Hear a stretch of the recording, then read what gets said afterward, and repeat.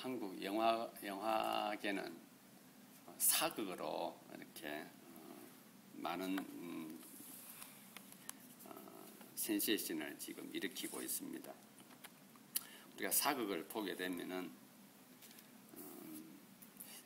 자주 듣는 말들 중에 하나가 어명이요라는 말입니다. 어명입니다. 그러면 그것을 들고 있는 사람이 누구이든, 그것을 명한 사람이 누구이든 모든 사람은 그 사람을 향해서, 아니면 한양을 향해서 머리를 조아리고 허리를 조아립니다. 심지어는 사약을 받아든 사람도 어명이요라고 하면 자기가 그것을 마시면 이제는 이 땅과 하직을 함에도 불구하고 그는 성원이 만극합니다 라고 하며 그 사약을 받습니다. 어명이 가져다 주는 것은 바로 왕이 곧 국가이다 라고 하는 그러한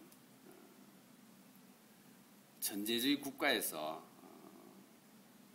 보여지는 모습들이기도 합니다.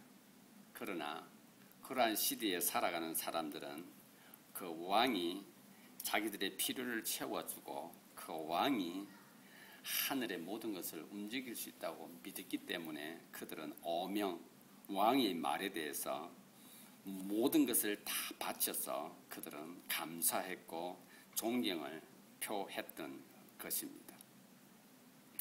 오늘 우리 말씀을 보게 되면은 좀 우리가 살아가는 방법들과 다른 모습이지만 이런 기록이 우리에게 선포되어야 됩니다. 뭐냐면은 서로 사랑하라, 서로 비난하지 마라, 서로 판단하지 마라라고 말씀하고 있습니다. 그리고 형제를 판단하고 형제를 비난하게 되면 그것은 바로 하나님을 비난하는 것이다. 말씀을 비난하는 것이다. 하나님의 율법을 판단하는 것이다 라고 기록하고 있습니다. 저는 오늘 이 본문 말씀을 가지고 하나님 비난이라는 제목으로 말씀을 나누기를 원합니다. 하나님의 명령, 하나님의 말씀을 어기는 것은 무엇을 의미하는가? 말씀을 통해서, 오늘 본문 말씀을 통해서 우리 함께 나누어 보도록 하겠습니다. 하나님의 명령을 어기고 하나님의 말씀을 어기는 것은 바로 형제를 비난하는 것에서 시작되어지는 것입니다. 이 형제를 비방한다고 하는 것을 좀 더 제가 다른 것으로 한번 표현을 해보았습니다. 기록되어져 있는 야고보가 하나님의 성령의 인도하심을 통하여 이 말씀을 기록할 때에 야고보가 어떠한 하나님의 인도를 받았을까 저는 한번 곰곰이 생각을 해보았습니다. 형제를 비난하는 것은 다르게 표현을 하면은 이웃을 이용을 해서 자기의 유익을 꾀하는 것이 비난하는 것이다라고 생각을 해보았습니다. 왜냐하면 야고보서 전체의 메시지가 행함입니다. 사랑을 삶 가운데서 실천해라고 하는 것이 야고보서의 전체 메시지입니다. 심지어 말하기를 사랑을 행하지 아니하면, 선을 행하지 아니하면 거짓말하는 사람이다라고 성경은 우리에게 말해 주고 있습니다. 그렇기 때문에 자기를 위해서 이웃을 이용하는 것이 바로 형제를 비난하는 내용 가운데 포함되어져 있다는 것입니다. 좀 다르게 표현을 해봅니다. 모든 것이 자기 중심으로 돌아가야 된다고 생각할 그때에 우리는 불특정 다수를 향하여서 우리는 비난을 하게 되는 겁니다. 심지어는 판단을 하게 되죠. 모든 것이 자기 생각대로 자기 가치관대로 돌아가야 된다고 주장하기 때문에 모든 사람들이 비난의 대상이 되고 판단의 대상이 되는 것입니다. 자기의 생각이나 판단만이 맞은 것이라고 주장을 하죠. 그래서 자기 생각대로 일이 진행되어서 가야 된다고 믿는 것입니다.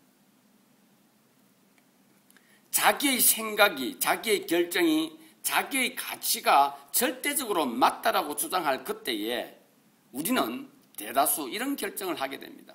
그것이 정당화되어지기 위해서는 내가 판단하고 내가 결정하고 내가 가치하고 있는 그것들을 실행하고 있지 못하는 사람들이 필요한 것입니다. 대상이 필요한 것입니다. 그래서 우리는 이렇게 말하죠. 저거 봐라라가 되는 것입니다.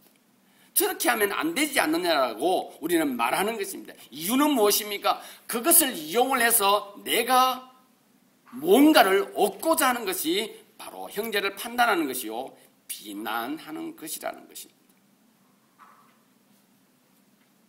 내 생각대로, 내 판단대로 되지 않고 있거나 그렇게 진행되어서 가지 않을 때에 우리는 무엇을 합니까? 대다수가 그렇지는 않지만은 판단을 하게 됩니다. 비난을 하게 된다는 것입니다. 왜 그렇습니까? 그렇게 되어져야 되는데 그렇게 되어지지 않으니 자기의 계획과 자기의 판단이 무시당했다고 생각하는 것입니다. 심지어는 자기와 아무런 직접적인 이해관계가 없는 대상을 향하여서도 이렇게 말하는 겁니다.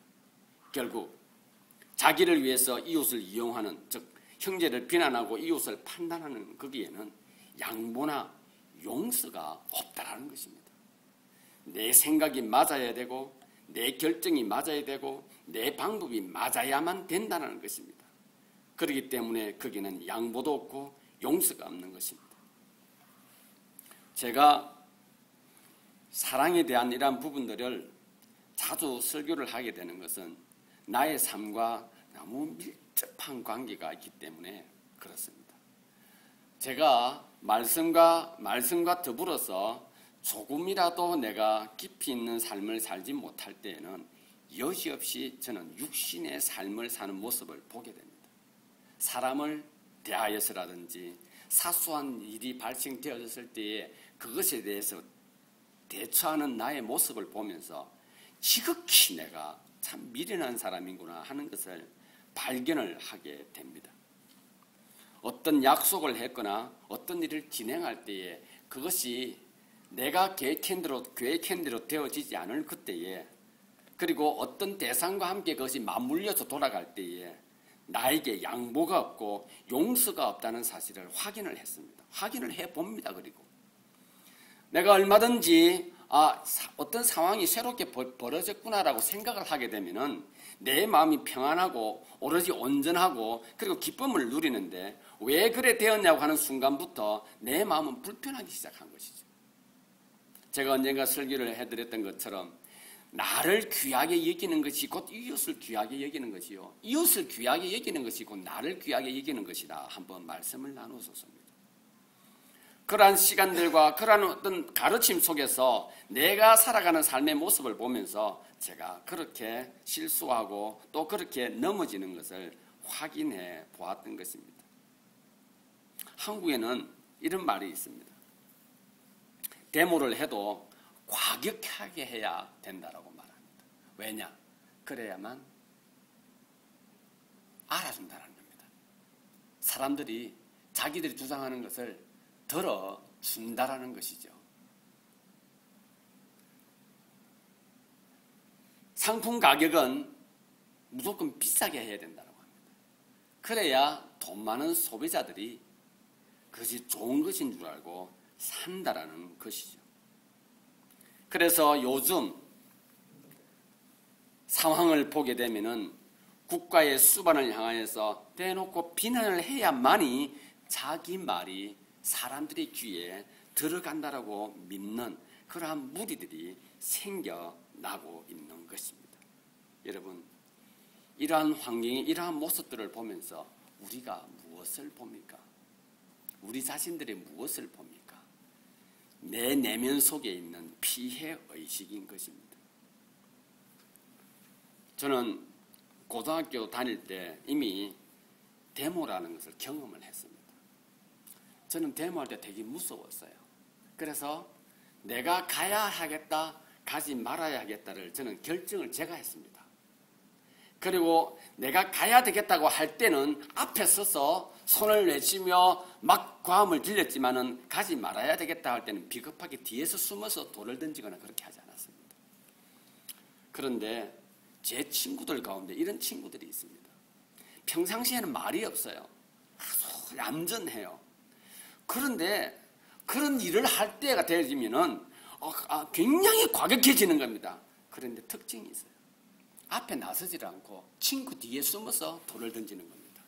누가 던졌어라고 말하면 친구들 뒤에 숨어 있는 겁니다. 누구 뒤에 숨습니까? 그 무리 뒤에 숨는 거예요. 무리 뒤에. 그 사람은 자기 생각이 정확한 것인지 정확하지 않은 것인지를 모르는 거예요. 단지 보니 저 사람들이 뭔가를 나에게 피해를 주고 있다 그러면 막연한 피해의식이 잡힌 거예요. 그것도 들었어. 그런 겁니다. 사람들이 말을 하니까 내가 피해를 입었구나 생각을 하는 거죠. 그래서 와 하면서 나가니까 자기가 주장할 것이 없으니까 뒤에서 돌을 던지는 거예요. 그리고 누가 했으라고 하면 숨어버리는 모습들을 저는 보았습니다. 그래서 저는 그때 내 개인적으로 그런 생각을 했습니다. 뒤에서 돌 던지는 비겁한 아이라고 생각을 했었습니다. 억울해서 힘들었는데 이번 기회에 군중의 힘을 빌어서 데모대의 힘을 빌어서 이제는 여론의 힘을 빌어서 마음대로 한번 짓거려 보자라는 것이죠. 그것이 오늘 우리의 환경 속에서 벌어지고 있는 또 다른 좋지 못한 현상들이 일어나고 있는 것입니다. 저는 이 모든 것들을 이렇게 생각을 합니다. 우리는 자주 이런 표현을 하죠. 우리는 한이 많은 민족이다라고 말을 합니다. 그런데 우리는 한이 많은 민족을 절대 안 해요.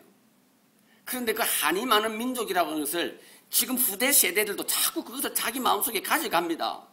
그리고는 생각을 하죠. 자기는 피해를 많이 봤다라고 생각을 합니다. 그래서 주위에 있는 사람들과 대화를 해보면 무슨 피해를 받은 사람들이 참 많이 있어요. 특히 이민자들을 보게 되면은 한국 사람들에게 한국 사람들에게 피해를 입은 사람들이 참 많이 있습니다. 피해 의식에 젖어 있는 모습들을 보게 됩니다. 여러분, 우리가 내가 피해를 보았다는 생각을 갖고 있지 않으나 우리의 정서 속에는 피해의식이 있는 겁니다. 우리는 그것을 무엇으로 표현합니까? 열등의식이라고 그러죠. 열등감이라고 그러는 겁니다. 그런 의식이 우리 속에 있다 보니 큰 소리를 내어야만 되는데 혼자서 못 내는 거예요. 무리 뒤에서 큰 소리를 내는 거예요. 개인은 어떻게 합니까? 철저하게 대비를 하죠. 준비를 하죠. 그리고는 뭔가를 상대방에게 말할 것을 알고 대비하고 계산하고 나서 말을 하죠. 그러나 그것이 자기 것이 아닌 뭔가 대중들이 말하고 있는 뭔가 휩쓸려서 가는 거기에 자기 의사를 올려서 마치 자기의 것인 양 표현을 하게 되는 그런 것들을 많이 보게 됩니다. 왜 그렇습니까? 그 정서 속에는 피해의식이 있는 겁니다. 어떤 피해의식입니까? 내가 배우지 못했으니까 사람들이 자기를 무시하는 것 같은 피해의식이 있는 거예요. 내가 가난하니까 사람들이 자기를 무시하는 것 같다는 피해의식이 있는 거예요. 누구도 배우지 못해서 그를 무시한 적이 없었고 누구도 가난해서 그를 무시한 적이 없었는데 자기보다 배우지 못한 사람을 무시했던 적이 있는 거예요. 자기는 결코 가난한 적이 없는데 나보다 가난한 사람들을 보니 그 사람들을 무시해 본 적이 있는 것 같습니다. 그래서 나는 남들보다 작기 때문에 사람들이 자기를 무시하는 것 같고 내가 뭘 못하기 때문에 사람들이 나를 무시하는 것 같아서 우리는 피해의식에 젖어든 것입니다. 그리고 무엇이든지 갖추려고 시작을 하죠. 갖추려고. 무엇을 현재부터 뭔가를 만들어 가려고 하죠. 무엇이든지. 그래서 쌓아두기를 시작하죠. 무엇이든지. 그리고는 여전히 자기 감정과 정서는 내가 이만큼 배웠는데 저 사람은 저만큼 배웠기에 비교를 그쪽으로 하는 겁니다. 내가 이만큼 가지고 있지만은 더 많이 가진 사람 쪽으로 내가 비교를 그쪽으로 하게 되는 것이죠. 계속해서 자기에게 피해의식을 주는 것입니다. 계속해서 자기에게 열등감을 갖게 하는 것이죠. 그것이 쌓이다 보니 우리의 표현들, 우리의 삶의 모습은 나보다 못한 사람에 대해서, 나보다 덜 가진 사람에 대해서, 나보다 못하는 그 사람을 향하여서 우리는 판단하고 비난을 하기 시작하는 것입니다. 여러분, 그런 데 있죠. 제가 특정한 사람을 말하는 게 아닙니다. 바로 제가 그러면 제가. 우리 대부분의 사람들은 이렇게 살아갑니다. 왜 그렇습니까? 여러분, 물질주의라고 하는 것은, 자본주의라고 하는 것은 무엇을 내가 더 가지고 있느냐가 이기는 자입니다. 그것이 우리가 살아가는 현재의 모습들이죠. 그러기에 우리 대다수는 비교의 대상은 위로 하고 판단의 대상은 아래로 하고 있다라는 것입니다. 대부분이 다 자기의 형편으로 상대를 볼 때는 자기보다 나은 부류를 보고 스스로 자기를 진단하는 것입니다. 자신의 모습을, 심지어 자신의 인격까지도 거기에 넘겨버리는 경우들이 있죠. 우리가 이렇게 살아가는 이유는 무엇입니까? 내가 남들보다 더 잘 되어 있어야 된다라고 하는 자기 나름대로의 결정 때문에 그렇습니다. 그러니 우리 주인은 나 포함해서 온통 마음에 피해의식이 있어 조금만 뭔가 잘못되어지면 소리를 지르고 조금만 뭔가 잘못되어지면 판단하고 비난하면서 서로가 서로를 물고 서로가 서로에게 아픔을 주면서 우리는 살아가고 있는 것 같습니다. 오늘 성경은 이렇게 우리에게 질문을 합니다. 그러면 너희는 어떻게 할 거냐? 그러면 우리는 어떻게 살아야 할 거냐고 말하고 있습니다. 그러니까 알았는데, 우리는 그런 모습을 알았는데 우리는 그러면 그렇게 살아가야 할 것이냐고 다시 되묻는 것 같습니다. 성경이 그것을 말씀하면서 우리에게 이것을 말해주고 있습니다. 그 문제를 해결해야 된다고 말합니다. 그리고 그 문제를 해결할 수 있다라고 말씀해 주고 있습니다. 그것이 바로 오늘 본문에서 우리에게 말해주는 겁니다. 모든 것을 가장 바르게 정해준 길이 있다고 하는 것을 우리에게 말해주고 있습니다. 12절 보도록 하겠습니다. 너희가 형제를 비판하고 판단하는 것은 너희가 율법을 비난하고 율법을 판단하는 것인데, 12절 입법자와 재판자는 오직 하나님이시니 능히 구원하기도 하시며 멸하기도 하시느니라. 너는 누구간데 이웃을 판단하느냐? 너희가 그렇게 사는 게 맞냐? 도대체 너희가 그렇게 살아가야 할 이유가 뭐냐?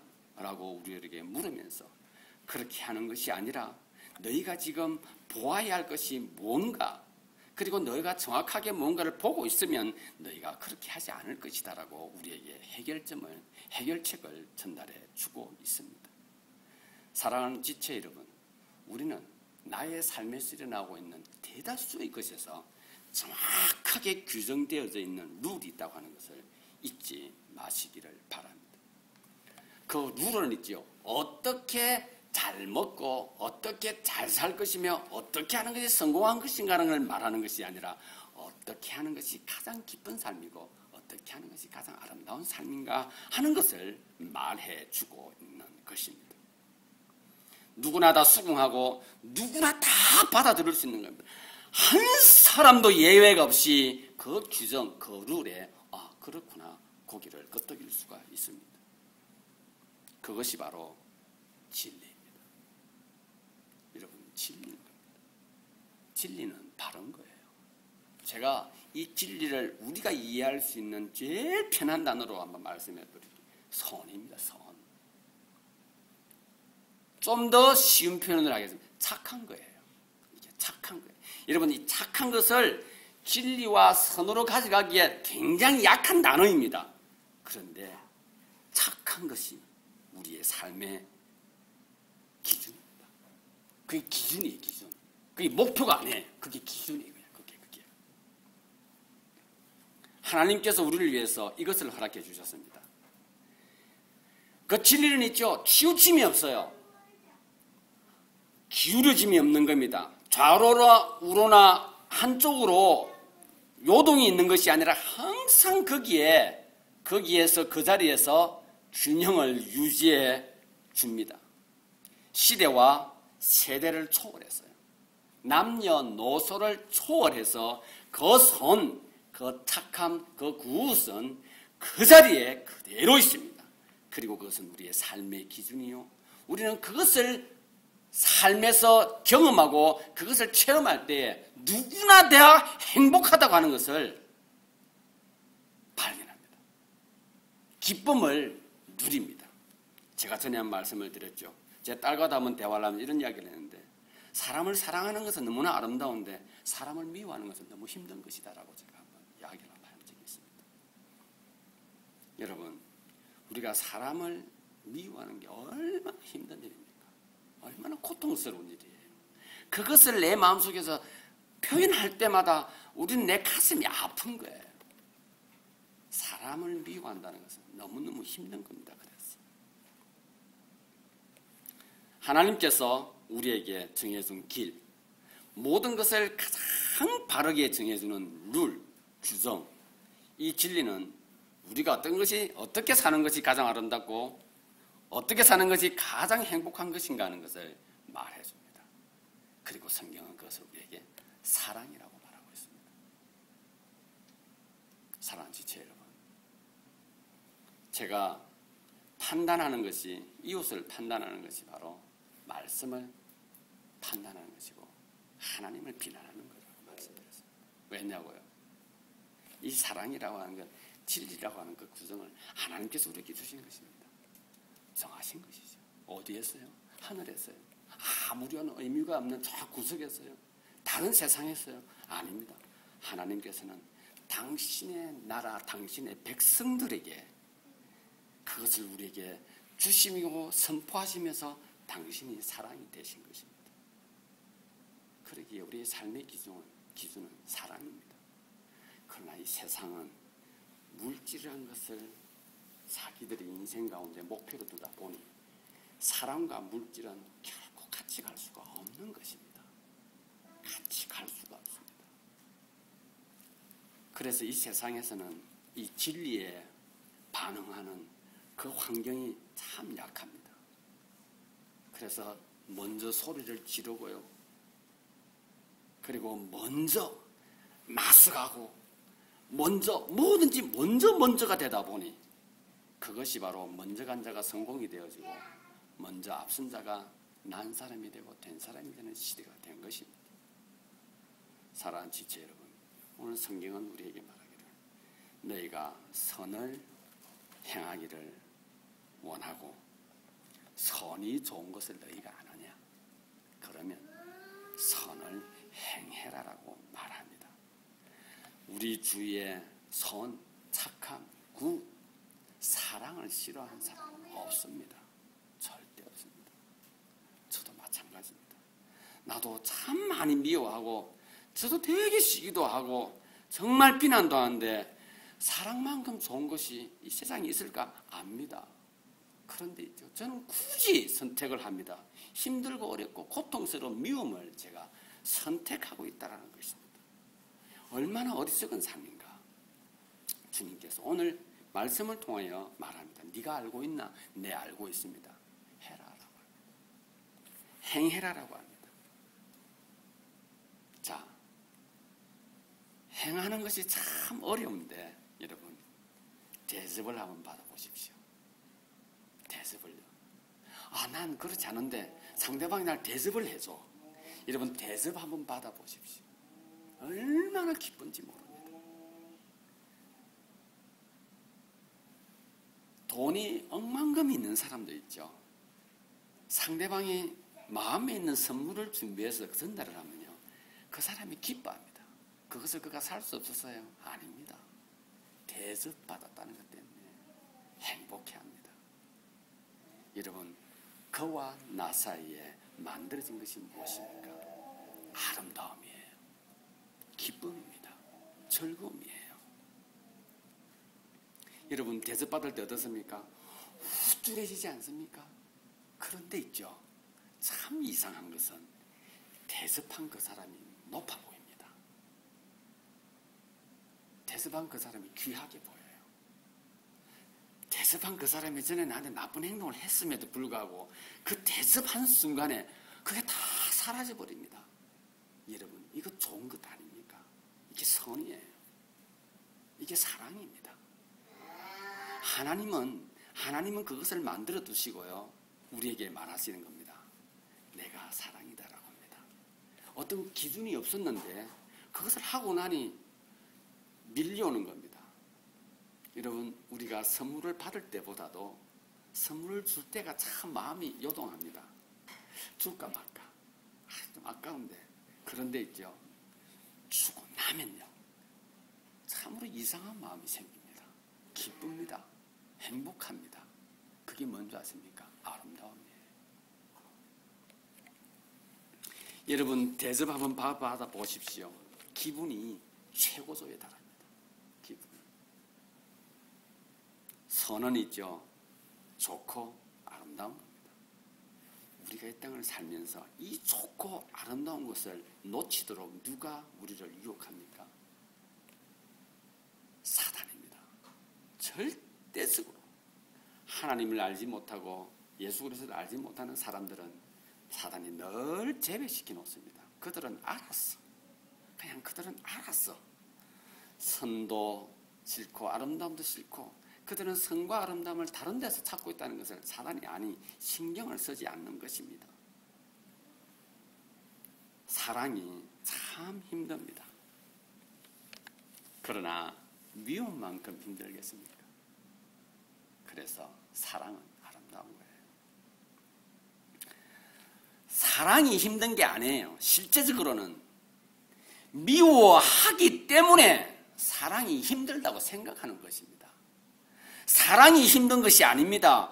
용서가 안 되기 때문에 사랑이 힘든 거예요. 여러분, 우리는 왜 사랑이 안 될까 쪽으로 멈춰 가다 보니 그 규정, 율법의 규정에 따라서 우리는 자꾸 살아가려고, 왜 사랑이 안 될까라고 생각만 하고 있다가 보니 1년, 2년, 10년, 20년 그냥 보내고 인생을 그냥 허비해버리고 마는 것입니다. 미워하기 때문에, 용서가 안 되기 때문에 우리는 사랑을 못한다는 사실을 기억해야 합니다. 하나님께서 오늘 우리에게 말씀하고 있습니다. 17절에 사람이 선을 행할 줄 알고도, 말씀 다 해주셨습니다. 네가 형제를 비난하느냐, 네가 형제를 판단하느냐, 네가 나를 비난하는 것이다 라고 말합니다. 하나님께서 말씀하십니다. 네가 입법자냐, 너는 준행자이니라 말합니다. 하나님이 우리를 당신의 위치와 우리의 위치를 갖다가 늘 규정해 두시면서 하나님께서 말씀하십니다. 내가 너 위에 군림하려고 하는 것이 아니라 내가 너를 섬기러 왔노라라고 말씀하십니다. 주님은 우리에게 당신의 위치와 우리의 위치를 늘 말씀해 주시고 확인시켜 주시고 또다시 확인시켜 주시면서 그는 우리를 향하여 이렇게 내가 너를 위하여 죽었노라라고 말씀하고 있습니다. 여러분, 우리는 하나님의 말씀 앞에 설 때에 하나님의 사랑의 굴레 속에서 우리는 더 이상 벗어날 수 없구나 하는 것을 인정해야 합니다. 믿어야 하는 거예요. 우리의 믿음의 초점이 바로 거기에 있는 것입니다. 여러분, 선을 행할 줄 알고도 행하지 않는 것이 뭐라고 했습니까? 죄라 합니다. 죄예요. 저와 여러분들이 가장 듣기 싫어하는 소리 아닙니까? 저와 여러분들이 가장 혐오하는 단어 아닙니까? 어떨 때입니까? 내가 범할 때는 별로 혐오하지 않아요. 내가 들을 때입니다. 넌 참 죄가 많네. 내가 뭔 죄가 많아? 라고 한다라는 것입니다. 여러분, 참 웃기지 않습니까? 내가 할 때는 괜찮은데 남들이 약간의 그 죄라는 단어만 사용해서 우리에게 전달할 때는 우리는 고통스럽고 부끄럽고 화가 나는 것입니다. 왜 그렇습니까? 선이 좋은 줄 알고 있기 때문에 그렇습니다. 죄가 나쁜 것인 줄 우리는 알고 있기 때문에 그렇습니다. 사랑하는 지체 여러분, 선이 좋다는 사실을 알겠습니까? 선을 행하는 것이 아름답다는 사실을 알겠습니까? 그렇다면 행하시기를 바랍니다.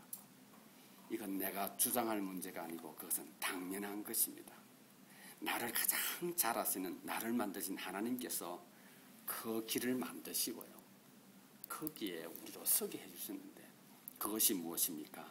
선을 행하도록 하는 것입니다.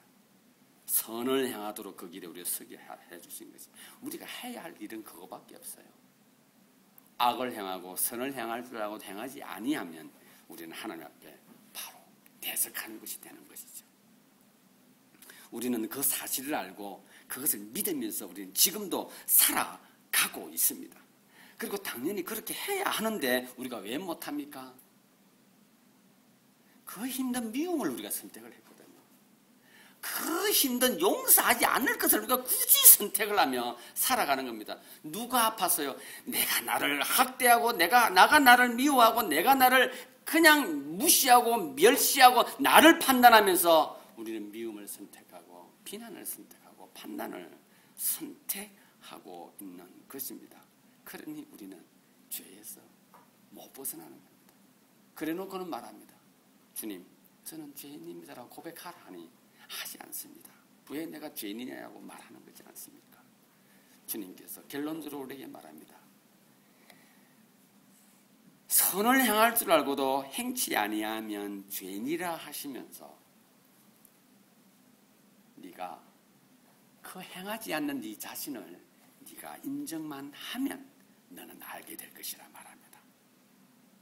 결론을 맺습니다. 우리를 가장 힘들게 하는 것이 누구입니까? 나를 가장 힘들게 하는 존재들이 누굽니까? 여러분 멀리 있지 않습니다. 김정일요? 절대 아닙니다. IS 이슬람 무장단체요? 아닙니다. 그들은 한 단계 지나갔으니 심지어 우리는 어떨 때 김정일 정도 뭐 용수도 되어질만 할 때도 있어요. 그런데 있죠. 누가 우리를 가장 힘들게 합니까? 가족. 아니면 일상에서 나와 만나는 대부분의 사람들이 내 감정의 90% 이상을 장악하고 있습니다. 예, 우리 내 삶의 나의 희노애락의 90% 이상이 내 인格지책이 있는 사람들과 함께 만들어가고 있다는 사실입니다. 여러분, 한 칸만 넘어가면요, 웬만한 살인자도 우리 용서할 수 있습니다. 여러분, 우리가 이렇게 품이 넓은 사람들이에요. 한 두 칸만 지나가면요, 인류에게 대역 죄인을 지은 사람들도 한편으로는 이해를 할 수 있어요. 우리가 이만큼 우리의 품이 넓습니다. 그런데 나의 삶의 90% 이상을 차지하고 있는 그 무리들과의 관계 속에서 미움과 다툼과 시기와 질투와 판단과 비난이 그냥 수없이 인터넷 전파망이 복잡하게 깔려져 있는 것처럼 우리의 감정을 그렇게 힘들게 만들어 버립니다. 이 좁은 나의 삶의 공간에서 일어나는 것에서 여러분, 내가 하나님의 것입니다라고 고백한 우리의 위대함이 망가지고 있는 거예요. 저는 하나님의 백성입니다라고 하는 이 위대한 고백이 망가지고 있는 것입니다. 저는 하나님의 것입니다라고 하는 이 위대한 헌신이 망가지고 있는 거예요. 우리는 너무나 많은 종류의 길 위에서 살아가려고 합니다. 무엇을 위해서요? 나 하나 세우려고요. 나 하나. 하나님께서 말씀하십니다. 너 하나뿐만 아니라 우리 같이 서자라고 해서 그분이 주신 메시지가 바로 진리입니다. 선입니다. 그리고 그것을 행했을 때 우리는 아름다움이 뭔가 하는 것을 경험하며 체험합니다. 사랑하는 지체 여러분, 이제 우리 그 길에서, 내가 만든 그 수많은 길에서 이제 내려오십시다. 주님께서 만들어 놓으신 그 길, 오직 하나밖에 없는 그 길 아닙니까? 거기에서 우리가 바로 서서 바르게 한번 살아가 보십시다. 사랑하는 것, 용서하는 것이 가장 아름다운 것임을 우리가 알고 있기에 이제 내가 그것을 삶에서 실천함으로써 우리가 한번 누려보십시다. 그리고 우리 하나님을 믿으시기를 바랍니다. 하나님이 우리에게 도움이 되신다 하셨습니다. 다윗이 말하는 피난처, 다윗이 말하는 나의 반석이 어떤 의미인 것 같습니까? 세상에서는 결코 얻을 수 없는 놀라운, 결코 발견되어지지 않는 그 길을 하나님께서 보여주셨구나. 그때 다윗이 고백합니다. 당신은 나의 피난처입니다. 당신은 나의 산성입니다라고 고백하는 겁니다. 저와 여러분, 우리 언제 주님 하나님은 나의 산성입니다 고백하겠습니까? 그렇게 살 때에 우리도 비로소 하나님이 나의 피난처입니다. 여러분 한번 살아보십시오. 미움이 내 감정의 100%를 차지할 때가 있고요. 용서하지 못함이 내 감정의 100, 200%, 300%, 1000%를 차지할 때가 있습니다. 주여 도와주십시오. 나는 이제 그 길에 서지 않고 주님께서 나에게 주신 그 길에 서 있겠습니다. 도와주십시오. 하나님이 저의 산성이십니다. 하나님이 나의 반석이십니다.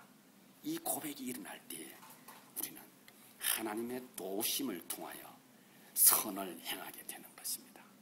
그리고 거기에서 나의 죄성을 고백하게 되는 것입니다. 여러분, 죄가 무엇입니까? 그렇게 살지 않는 것이 죄입니다. 죄가 무엇입니까? 하나님 비난하고요, 율법 판단하고요, 말씀을 비난하는 것이 바로 죄입니다. 주님께서 우리에게 하신 말씀, 선을 행할 줄 알거든 삶에서 행함으로 주님께 영광을 돌려드리고, 영광 돌리는 그 영광으로 말미암아 우리의 삶의 기쁨이 넘쳐나며 아름다움이 풍성한 그런 삶을 살아가는 저와 여러분들이 될 수 있기를 바랍니다. 기도하시겠습니다.